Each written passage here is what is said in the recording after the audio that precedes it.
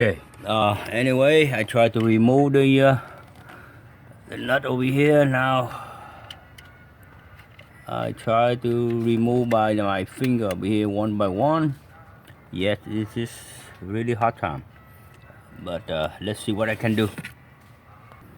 Okay, now my son is dry. Maybe his hand is smaller than mine. He go underneath.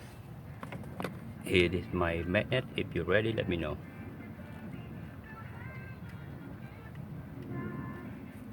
If you're losing, right? Yeah.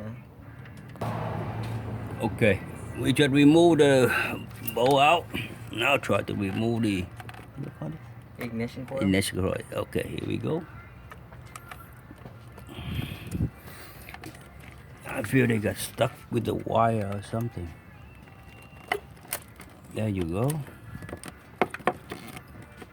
Okay, I have to paw over here to use my two hands.